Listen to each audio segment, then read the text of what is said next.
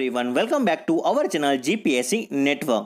તો ફ્રેન્ડ્સ આજના વિડીયોમાં આપણે વાત કરવાના છે વડોદરા મ્યુનિસિપલ કોર્પોરેશન દ્વારા એડિશનલ અસિસ્ટન્ટ એન્જિનિયરની એક્ઝામ 12 જૂન 2016ના રોજ લેવાયેલી હતી। તો આ જ એક્ઝામનું સંપૂર્ણ પેપર સોલ્યુશન પાર્ટ 2 જોવાના છે। પાર્ટ 1 ઓલરેડી અપલોડ થઈ ચૂક્યો છે। જો તમે વિડીયો હજી સુધી ના જોયો હોય તો તેની લિંક ડિસ્ક્રિપ્શન બોક્સમાં આપી છે, ત્યારે તમે અવશ્ય જોઈ શકો છો। તો શરૂઆત કરીએ આજના આ વિડીયોની। તો આજનો ફર્સ્ટ ક્વેશ્ચન છે efflorescence in the cement is caused to the excess of the water। તો સિમેન્ટની અંદર efflorescence ઇફેક્ટ ક્યારે જોવા મળશે? તો આલ્કલીની માત્રા અમુક નિર્ધારિત માત્રાથી વધી જશે ત્યારે। તો રાઈટ આન્સર છે સી। ત્યારબાદ ક્વેશ્ચન્સની આપણે વાત કરીએ તો the maximum particle size of fine aggregate is the what. હવે કોઈ પણ પાર્ટિકલ સાઇઝ છે તો એની ફાઇન એગ્રીગેટની મેક્સિમમ સાઇઝ પૂછેલી છે, તો એના માટે તમને આઈએસ ક્લાસિફિકેશન ખાસ ખબર હોવી જોઈએ। શું છે આઈએસ ક્લાસિફિકેશન એક વખત આપણે નજર કરીએ તો જો ફ્રેન્ડ્સ કોઈ પણ પાર્ટિકલ સાઇઝ છે એની સાઇઝ 300 mm કરતાં વધારે હશે તો એવા પાર્ટિકલને આપણે શું કહીશું? તો કે બુલ્ટર। હવે 80 થી લઈને 300 mm કોઈ પાર્ટિકલ સાઇઝ અથવા રેન્જ છે તો એને આપણે કહીશું કોબેલ। હવે 4.75 થી લઈને 80 સુધી કોઈ પાર્ટિકલની સાઇઝ છે તો એવા પાર્ટિકલને આપણે શું કહીશું? કોર્સ એગ્રીગેટ અથવા તો ગ્રાવેલ। ખાસ ફ્રેન્ડ્સ ધ્યાન રાખજો, ગ્રાવેલ કહીશું અથવા તો કોર્સ એગ્રીગેટ કહીશું। હવે આપણો પ્રશ્ન છે કે ફાઇન એગ્રીગેટની મેક્સિમમ સાઇઝ શું હશે? તો ફાઇન એગ્રીગેટની મેક્સિમમ સાઇઝ હશે ફ્રેન્ડ્સ 4.75 અને મિનિમમ સાઇઝ કેટલી હશે? 0.075। આ છે મેક્સિમમ અને આ છે મિનિમમ, એટલા માટે રાઈટ આન્સર આપણો થશે અહીંયા બી 4.75। હવે તમને અહીંયા મિનિમમ સાઇઝ પૂછેલું હશે તો હમણાં જ આપણે વાત કરી કેટલી થશે? 0.075। વધુમાં તમને એવો પ્રશ્ન પૂછવામાં આવે કે સિલ્ટની મેક્સિમમ અને મિનિમમ સાઇઝ કેટલી હશે? તો સિલ્ટની મેક્સિમમ સાઇઝ ફ્રેન્ડ્સ હશે 0.075 mm અને મિનિમમ સાઇઝ હશે ફ્રેન્ડ્સ 0.002 mm। વધુમાં પ્રશ્ન પૂછવામાં આવે ક્લે માટે, ખાસ ક્લે માટે મેક્સિમમ સાઇઝ કેટલી હશે? તો કે 0.002 mm। સિલ્ટની જેટલી મિનિમમ સાઇઝ છે એટલી જ ક્લેની કેટલી થશે? મેક્સિમમ સાઇઝ થશે। તો આ ક્વેશ્ચન્સનો અહીંયા આન્સર થઈ ગયો આપણો બી। તેવા ક્વેશ્ચન્સની આપણે વાત કરીએ તો the aggregate is said to be the flaky when. હવે ક્યારે પણ કોઈ એગ્રીગેટ છે એનું લિસ્ટ ડાયમેન્શન છે એ 3/5 કરતાં પણ ઓછું હશે। ખાસ મિત્રો 3/5 કરતાં પણ ઓછું હશે તો એવા એગ્રીગેટને આપણે શું કહીશું? તો કે ફ્લેકી કહીશું। વધુમાં પૂછાય કે ઇલોંગેટ એગ્રીગેટ કોને કહેવામાં આવશે? તો કે જેની લેન્થ છે એ 1.8 ટાઈમ્સ કરતાં પણ વધી જશે તો એવા એગ્રીગેટને આપણે કહીશું ઇલોંગેટ એગ્રીગેટ। કેવા કહીશું? Elongate aggregate. ત્યારબાદ ક્વેશ્ચન્સ છે which of the following grade is not recommended by IS 456/1978। તો 1978 મુજબ કયો ગ્રેડ છે એ રિકમેન્ડેડ નથી? તો M55। તો રાઈટ આન્સર છે ડી। ત્યારબાદ વધુમાં એક વસ્તુ યાદ રાખો કે લેટેસ્ટ IS 456 છે, IS 456/2000, તો આ કોડની અંદરમાં લેટેસ્ટ જુલાઈ 2019ની અંદર 5th એમેન્ડમેન્ટ આવી ગયું છે। તો આ એમેન્ડમેન્ટની જે કંઈ આસ્પેક્ટ, જે કંઈ ગાઈડલાઇન્સ છે એ પણ આપણને ખ્યાલ હોવો જોઈએ। પ્રશ્ન પૂછાય કે IS 456/2000નું લેટેસ્ટ એમેન્ડમેન્ટ કેટલામું છે? તો ફ્રેન્ડ્સ એ છે 5મું અને ક્યારે આવેલું છે? તો કે જુલાઈ 2019માં। બરાબર। ત્યારબાદ ક્વેશ્ચન્સની આપણે વાત કરીએ તો the levelling operation that remove the hums and hollow and give a true uniform concrete surface, it is called as the wall. Now it is called as the screeding. The right answer would be A। પ્રશ્ન થાય કે floating અને ટ્રોવેલિંગ કોને કહેવાશે? તો floating કોને કહેવામાં આવશે ફ્રેન્ડ્સ? કે removal of access cement concrete, તો એને આપણે કહીશું ફ્લોટિંગ। અને ટ્રોવેલિંગ કોને કહેવામાં આવશે?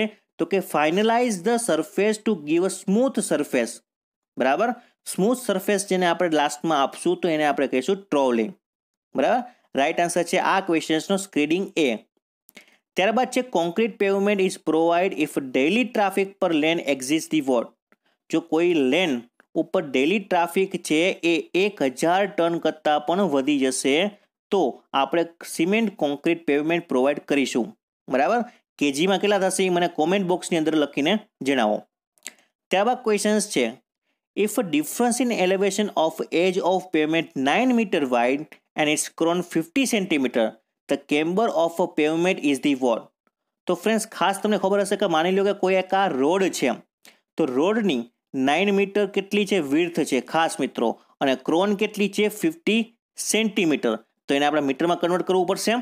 બરાબર, તો મીટરમાં કન્વર્ટ કરી નાખીએ તો 50/100. હવે આપણને પૂછેલું છે કે આ કેમ્બરની સાઇઝ કેટલી થશે, તો 4.5 tan θ લઈ લઈએ, અથવા તો ડાયરેક્ટલી આપણે કહીએ તો 4.5 ડિવાઈડ બાય સામેની બાજુ થશે 15 ડિવાઈડ બાય 100 ઇન્ટુ 1/4.5, જેટલા આવે એ તમારો આન્સર.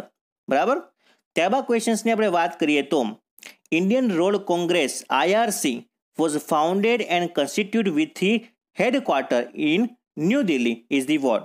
તો IRCની રચના ક્યારે થઈ હતી ફ્રેન્ડ્સ? IRC એટલે કે ઇન્ડિયન રોડ કોંગ્રેસની રચના થઈ હતી ડિસેમ્બર 1934માં. ડિસેમ્બર 1934ની અંદરમાં જયકર કમિટીની મદદથી, ખાસ એ પણ યાદ રાખો, જયકર કમિટીની મદદથી 1934માં IRCની રચના થાય છે. તો રાઈટ આન્સર છે ડી. ત્યારબાદ ક્વેશ્ચન્સ છે, if V is speed of a moving vehicle, R is a radius of the curve, G is the acceleration due to the gravity, W is the width of the carriageway, the super elevation is the what. તો friend super એલિવેશનનું સૂત્ર શું થશે? તો super એલિવેશનનું formula તમને ખાસ ખબર હોવી જોઈએ, WV²/GR. બરાબર, તો રાઈટ આન્સર છે ફ્રેન્ડ શું? તો કે WV²/GR. રાઈટ આન્સર છે સી.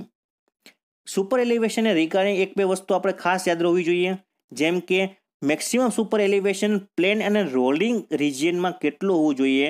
તો કે મેક્સિમમ સુપર એલિવેશન પ્લેન અને રોલિંગ એરિયામાં હોવું જોઈએ 7%. કેટલું ફ્રેન્ડ્સ? 7%. હિલી એરિયામાં કેટલું હોવું જોઈએ? તો કે 10% મેક્સિમમ સુપર એલિવેશન. અને અર્બન એરિયામાં કેટલું હોવું જોઈએ? તો કે 4%. આ પણ ફ્રેન્ડ્સ તમારે ખાસ યાદ રાખવાનું છે. ત્યારબાદ ક્વેશ્ચન્સની વાત કરીએ, the ideal shape of transition curve is the vote.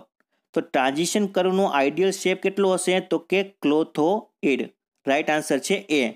અને ક્યુબિકલ સ્પાઇરલ છે કોનો આઈડિયલ શેપ છે? તો કે વર્ટિકલ કર્વનો. વર્ટિકલ કર્વનો આઈડિયલ શેપ પૂછવામાં આવે તો રાઈટ આન્સર થશે ક્યુબિક સ્પાઇરલ. ત્યારબાદ ક્વેશ્ચન્સની આપણે વાત કરીએ તો, if a cross slope of the country is up to 10%, the terrain is classify as the vote.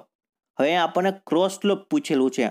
જો કોઈ પણ રોડનો ક્રોસ સ્લોપ છે એ 10%થી ઓછું હશે ફ્રેન્ડ્સ, તેને આપણે ક્લાસિફાઈ કરશું શેમાં?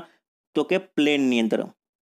એક તમને ક્લાસિફિકેશન આપી દઉં છું અહીંયા કે 0થી 10%ની વચ્ચે ક્રોસ સ્લોપ હશે તો એ હશે પ્લેન કહેવાશે. 10થી 25ની વચ્ચે હશે તો શું કહેવાશે? તો કે રોલિંગ કહેવાશે. બરાબર, 10થી 25ની વચ્ચે રોલિંગ, 0થી 10ની વચ્ચે પ્લેન, અને 25થી લઈને 60 સુધી જો ક્રોસ સ્લોપ હશે તો એને આપણે કહીશું માઉન્ટેનિયસ. શું કહેવાશે? માઉન્ટેનિયસ. અને 60%થી વધારે જો કોઈ રોડનો ક્રોસ સ્લોપ હશે તો એને આપણે કહેવામાં આવશે સ્ટીપ. એ પણ તમારે ખાસ યાદ રાખવાનું છે. તો અહીં પૂછેલું છે આપણે 10%થી ઓછું, તો રાઈટ આન્સર થશે એ પ્લેન.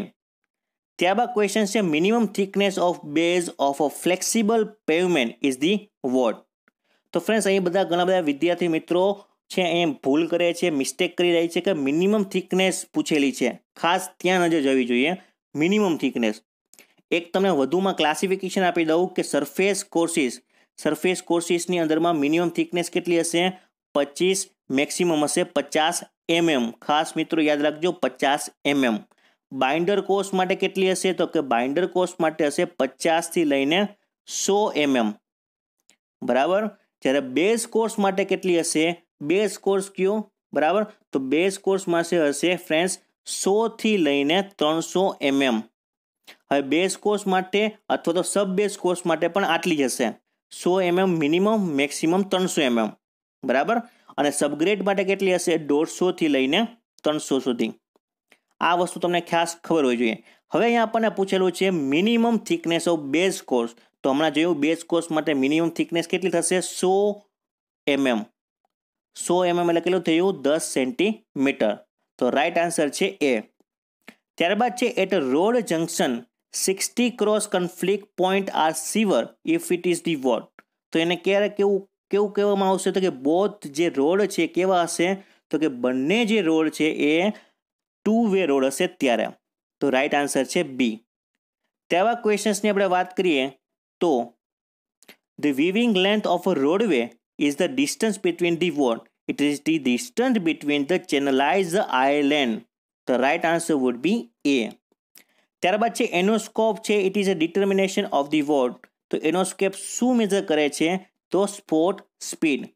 ઇન્સ્ટન્ટ કોઈ સ્પીડ માપવાનું સાધન એને આપણે કહીએ છીએ enoscope. Right answer would be A. તો નેક્સ્ટ ક્વેશ્ચન છે which is the not vector quantity. તો અહીં આપેલા ઓપ્શનમાંથી કઈ ક્વોન્ટિટી છે એ વેક્ટર નથી? તો આપણને ખ્યાલ હશે કે વેલોસિટી છે, એક્સેલરેશન છે, મોમેન્ટમ છે, આ બધી જ રાશિ છે ફ્રેન્ડ્સ એ વેક્ટર ક્વોન્ટિટી છે. જ્યારે ડિસ્ટન્સ છે એ વેક્ટર ક્વોન્ટિટી નથી. લેન્થ છે એ પણ વેક્ટર નથી. જ્યારે ફોર્સ છે એ કેવા પ્રકારની ક્વોન્ટિટી છે? તો કે એ પણ વેક્ટર ક્વોન્ટિટી છે. ત્યારબાદ ક્વેશ્ચન્સની આપણે વાત કરીએ તો a force which can produce an acceleration of 1 metre per second square in a mass of 1 kg it is called as the what. તો ફ્રેન્ડ્સ તમને ખાસ ખ્યાલ હોવો જોઈએ કે એને આપણે કહીએ છીએ 1 ન્યૂટન. હવે અહીંયા હું 1 મીટર પ્રતિ સેકન્ડ સ્ક્વેરની જગ્યાએ જી અથવા તો ગ્રેવિટેશનલ મીટર પ્રતિ સેકન્ડ સ્ક્વેર કરી નાખું તો આનો આન્સર બદલાઈ જશે. આનો આન્સર શું થઈ જશે? 1 kgf એટલે કે 1 કિલોગ્રામ ફોર્સ. તો રાઈટ આન્સર છે આ ક્વેશ્ચનનો એ. ત્યારબાદ છે the type of support provide at abutment of bridge is the what. તો કોઈ પણ જે બ્રિજ છે એના એબટમેન્ટને આપણે કેવી રીતે રિએક્શન પ્રોડ્યુસ થશે? તો કે એક લેટરલ અને બીજું થશે વર્ટિકલ. તો એ બંનેને રજીસ્ટ કરવા માટે આપણે સપોર્ટ પ્રોવાઈડ કરશું હિન્જ. તો રાઈટ આન્સર છે બી. ત્યારબાદ ક્વેશ્ચન્સની આપણે વાત કરીએ તો મોમેન્ટ ઓફ ઇનર્શિયા એમાં જેને આપણે કહીએ છીએ સર્ક્યુલર સેક્શન માટે કેટલું થશે? તો ખાસ મિત્રો ખબર હોવી જોઈએ કે moment of inertia circular section માટે કેટલું થશે? પાઈ અપોન 64 d⁴. બરાબર. તો રાઈટ આન્સર છે ફ્રેન્ડ્સ અહીં ડી. હવે તમને પૂછવામાં આવે કે સર્ક્યુલર સેક્શન માટે સેક્શન મોડ્યુલસ ઓફ ઇલાસ્ટિસિટી કેટલી થશે? એટલે કે ઝેડ કેટલું થશે? તો ખાસ મિત્રો π/32 d³. હવે સાથે આપણે વાત કરીએ રેક્ટેન્ગ્યુલર સેક્ટર માટે મોમેન્ટ ઓફ ઇનર્શિયા કેટલું થશે? રેક્ટેન્ગ્યુલર સેક્શન માટે તો એ થશે bd³/12. બરાબર.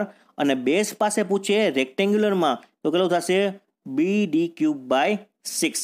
આ વસ્તુ તમને ખાસ ખબર હોવી જોઈએ. સોરી, bd³/3 બેઝ પાસે પૂછે તો. હવે રેક્ટેન્ગ્યુલર સેક્શન માટે સેક્શન મોડ્યુલસ પૂછે તો કેટલું થશે? તો એ થશે bd²/6. બરાબર.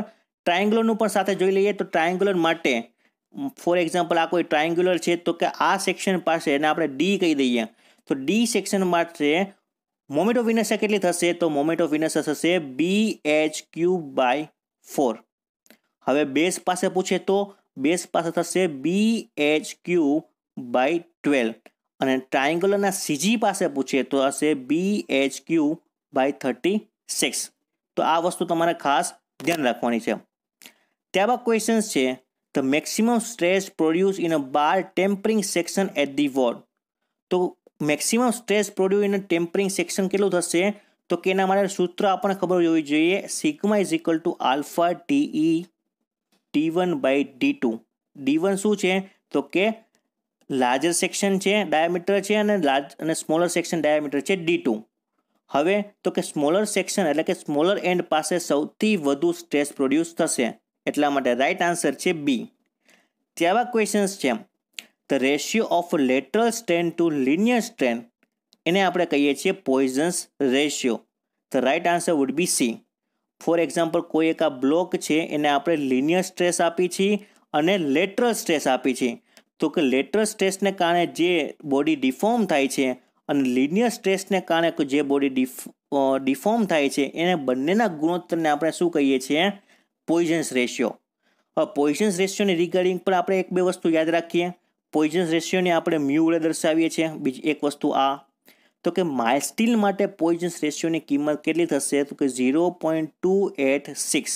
સ્ટીલ માટે પૂછે તો 0.25 થી લઈને 0.33. મેક્સિમમ વેલ્યુ પોઈઝન્સ રેશિયો કેટલી હશે? તો કે 0.5 સુધી. 0.5 થી વધુ કોઈ પણ મટીરિયલની પોઈઝન્સ રેશિયો હશે નહીં. અને રેન્જ પૂછવામાં આવે એન્જિનિયરિંગ મટીરિયલ માટે તો પોઈઝન્સ રેશિયોની રેન્જ એન્જિનિયરિંગ મટીરિયલ માટે હશે 0 થી લઈને 0.5. આ પણ તમારે ખાસ યાદ રાખવાનું છે. વધુમાં પૂછાય કે કોન્ક્રીટનું પોઈઝન્સ રેશિયો કેટલો હશે? તો કે એ હશે 0.10 થી લઈને 0.20. બરાબર, આટલી વસ્તુ તમને ખાસ ખબર હોવી જોઈએ પોઈઝન્સ રેશિયોની. ત્યારબાદ છે question, a neutral axis a bending stress is the what? તો ન્યુટ્રલ એક્સિસ પાસે બેન્ડિંગ સ્ટ્રેસ છે ફ્રેન્ડ્સ એ કેવું હશે? 0. એટલે કે 0 હશે બેન્ડિંગ સ્ટ્રેસ ન્યુટ્રલ એક્સિસ પાસે. તો રાઈટ આન્સર છે friends C.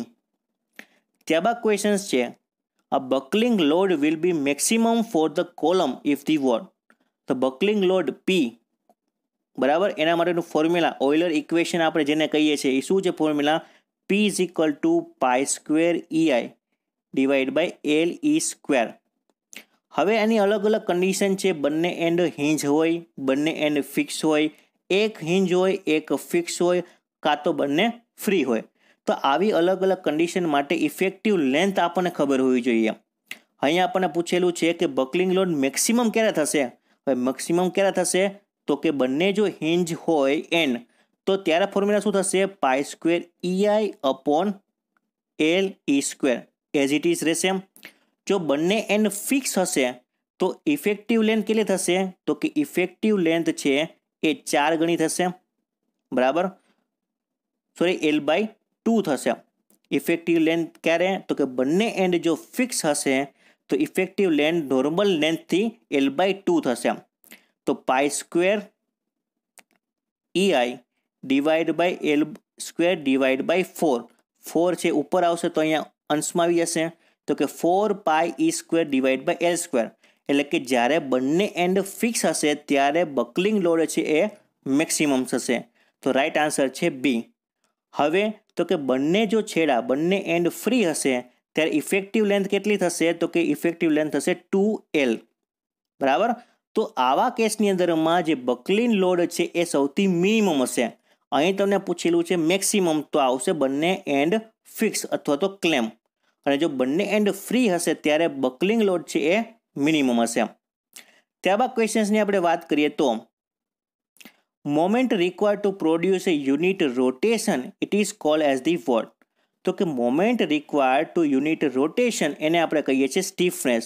Stiffness is equal to moment divide by unit rotation અથવા ફોર્સ અપોન ડિફ્લેક્શન એને આપણે કહીએ છીએ સ્ટીફનેસ. સ્ટીફનેસ અને ફ્લેક્સિબિલિટી બંને એકબીજાના વ્યસ્ત છે. સ્ટીફનેસ ઇઝ ઇક્વલ ટુ શું થશે? 1 અપોન ફ્લેક્સિબિલિટી. બરાબર, તો સ્ટીફનેસ અને ફ્લેક્સિબિલિટી એકબીજાના વ્યસ્ત હોય છે. એટલે કે રોટેશન ડિવાઈડ બાય મોમેન્ટ એટલે આપણને મળી જશે ફ્લેક્સિબિલિટી. અને આજનો લાસ્ટ ક્વેશ્ચન આપણે ટેકનિકલનો આપણે સોલ્વ કરીએ તો principal planes are subjected to what? તો કોઈ પણ જે પ્રિન્સિપલ પ્લેન છે એ પ્રિન્સિપલ પ્લેન પર ઓનલી ને ઓનલી નોર્મલ સ્ટ્રેસ લાગતા હશે. નોર્મલ સ્ટ્રેસને આપણે ડાયરેક્ટ સ્ટ્રેસ પણ કહીએ છીએ. બરાબર, ટેન્જન્શિયલ સ્ટ્રેસ એટલે કે શિયર સ્ટ્રેસ. અને પ્રિન્સિપલ પ્લેન ઉપર શિયર સ્ટ્રેસ કેવું હશે? તો કે 0 હશે. તો આ વસ્તુ તમારે ખાસ યાદ રાખવાની છે. તો આજે આપણે આ વિડીયોની અંદરમાં આપણે ટેકનિકલ ક્વેશ્ચન્સનો જ અભ્યાસ કરવાનો હતો. તો અહીંયા આપણે ટેકનિકલ ક્વેશ્ચન્સ પૂરા થાય છે. આઈ હોપ કે આ વિડીયો તમને પસંદ આવ્યો હશે. પસંદ આવ્યો હોય તો વધુમાં વધુ લોકો સાથે શેર કરો અને આપણી ચેનલને સબસ્ક્રાઇબ કરી લો જો આપણે પહેલી વખત જો કોઈ વિદ્યાર્થી મિત્રો જોડાયેલા હોય તો. Thank you for watching this video. Have a nice day.